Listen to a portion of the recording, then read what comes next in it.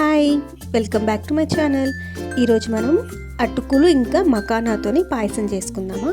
ఇది ఏంటంటే అందరూ తినొచ్చు, ఈవెన్ మనం చిన్నపిల్లలు కూడా పెట్టవచ్చు. ఇందులో మనం ఏంటంటే బెల్లం యాడ్ చేస్తున్నాము, మకానా హెల్దీ కాబట్టి, అటుకులు కూడా హెల్దీయే కాబట్టి. సో నేను ఇక్కడ కొద్దిగా ప్యాన్లో ఒక 2 స్పూన్స్ నెయ్యి యాడ్ చేసుకున్నాను.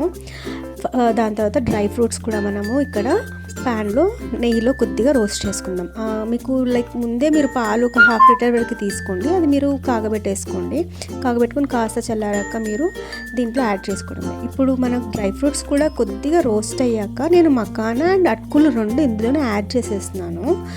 సపరేట్ ఏం తీయట్లేదు, ఎందుకంటే అది కూడా కొద్దిగా మంచిగా రోస్ట్ అయిపోతుంది అనేసి నేను సిమ్లో పెట్టేసి రోస్ట్ చేసేసుకున్నాను. చూడండి, మనకి పాలు కూడా చల్లారిపోయాయి. ఇప్పుడు మనం చెక్ చేసుకుందాం కొద్దిగా అటుకులు బ్రేక్ అయ్యాయా లేదా, మంచిగా వేగాయా లేదా అనేసి. తర్వాత నేను పాలు కూడా పోసేస్తున్నాను. పాలు నేను చిక్కగానే వాటర్ పోయకుండా కాగబెట్టుకున్నాను. మీరు పాలు కూడా ఏంటంటే అటుకులు పాలలో మంచిగా బాయిల్ అవ్వాలి. అలా బాయిల్ అయిన తర్వాతనే మీరు బెల్లం వేయాలి. ముందే మీరు బెల్లం వేసేస్తే పాలు విరిగిపోతాయి.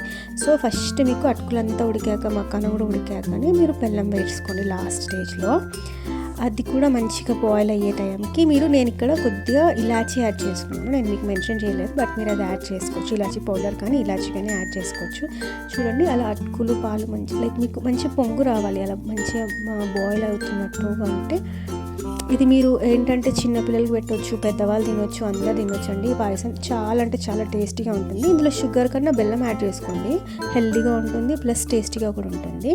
చూడండి, ఇప్పుడు మనకు అది ప్రిపేర్ అయిపోయింది. నేను ఇక్కడ ఏంటంటే కొంచెం క్యాన్బెర్రీస్ యాడ్ చేస్తున్నాను. ఇది ఆప్షనల్, మీకు కావాలంటే వేసుకోవచ్చు, లేదంటే లేదు. ఇప్పటివరకు చూసినందుకు thanks for watching. Please support me.